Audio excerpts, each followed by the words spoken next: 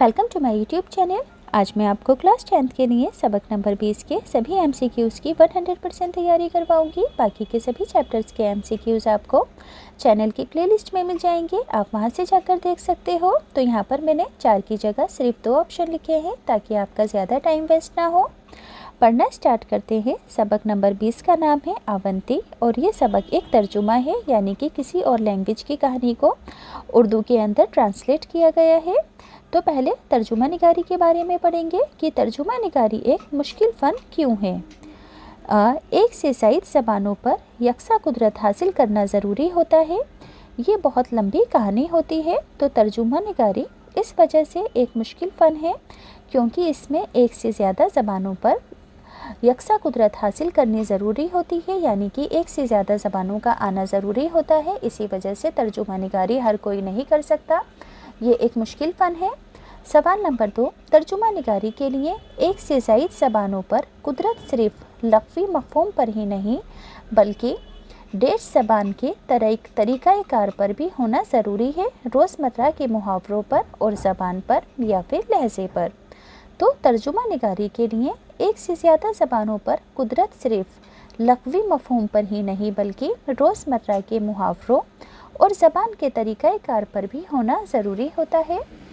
अगला सवाल है, जिस ज़बान में तर्जुमा किया जा रहा है उस ज़बान के बोलने वालों की माशरत और देश से वाकिफ़ियत होना ज़रूरी होता है, तर्ज़ फ़िक्र या फिर बोली। तो जिस ज़बान में तर्जुमा किया जा रहा है उस ज़बान के बोलने वालों की माशरत और तर्ज़ फ़िक्र से भी वाकिफ़ होना ज़रूरी होता है ताकि तर्जुमा बिल्कुल ठीक तरीके से ठीक ढंग में किया जा सके उनके लहज़े को समझकर। अगला सवाल है, सबक अवंती किसका तर्जुमा है, एक जापानी कहानी का, एक ईरानी कहानी का।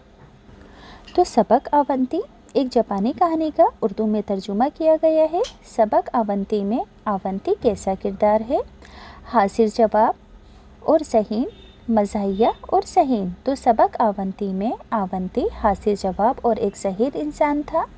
ताजिर किसे कहते हैं, तो ताजिर तिजारत करने वाले को कहते हैं। अगला सवाल है, हसद से क्या मुराद है, हसद का मतलब होता है जलन। हिमायत से क्या मुराद है, हिमायत का मतलब है साथ देना। तामुल से क्या मुराद है, तामुल का मतलब होता है झिझक।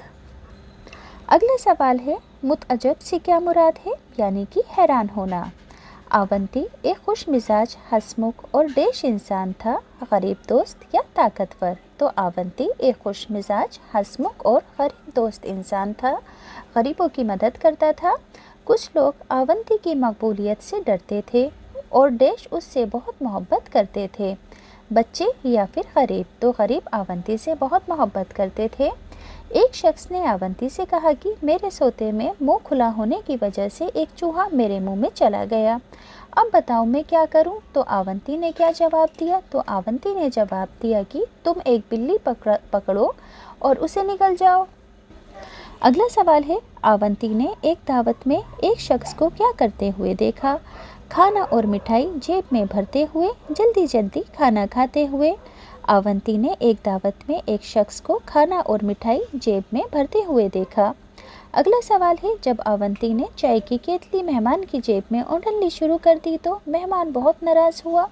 तो अवंती ने उसको क्या जवाब दिया, तो अवंती ने जवाब दिया कि भाई आपकी जेब ने बहुत सारी मिठाइयाँ खाई हैं, मैंने सोचा इसकी प्यास बुझा दूँ, इसी वजह से मैं केतली आपकी जेब में उंडल रहा हूँ।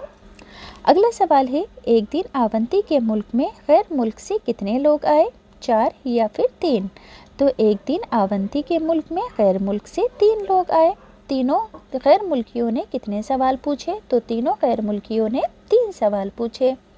बादशाह ने दरबार में अवंती को क्यों बुलाया, मुसाफिरों से मुलाकात के लिए, तीनों सवालों का जवाब जानने के लिए। तो बादशाह ने दरबार में अवंती को तीनों सवालों का जवाब जानने के लिए बुलवाया था। अगला सवाल है, गैर मुल्कियों ने अवंती से पहला सवाल क्या किया, पहला सवाल क्या किया कि बताओ ज़मीन का मरकज़ कहाँ है। तो अवंती ने इस बात का क्या जवाब दिया, जहाँ मेरे गधे का अगला दाया कदम रखा हुआ है वहीं ज़मीन का मरकज़ है। अगला सवाल है, गैर मुल्की ने अवंती से पूछा, आप इतने यकीन से कैसे कह सकते हैं कि पहले सवाल का जवाब तो आवंती ने क्या बात कही कि वो मुसाफिर लाजवाब हो गया।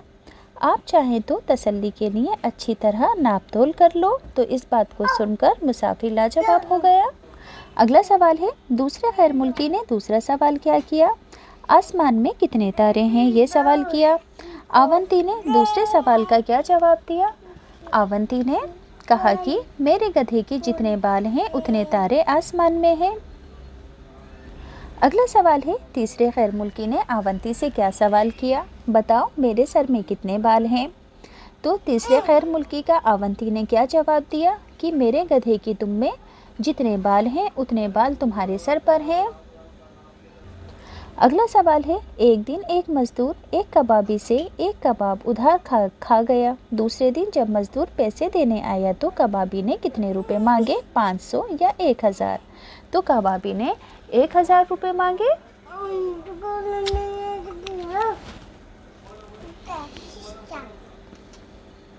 अगला सवाल है, कबाबी ने 1000 रुपये मांगने की क्या वजह बताई कि अगर तुम मुर्गी न खाते तो वो कितने अंडे देती और उससे कितने बच्चे निकलते, इसलिए 1000 रुपये हो गए हैं एक कबाब के।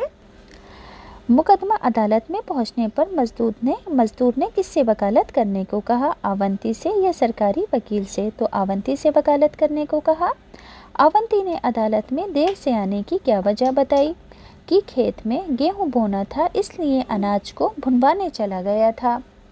आवंती ने मजदूर के हक में अदालत में क्या बात पेश की कि जिस तरह भुने हुए अनाज से फसल नहीं उग सकती है उसी तरह भुनी हुई मुर्गी कभी अंडे नहीं दे सकती है।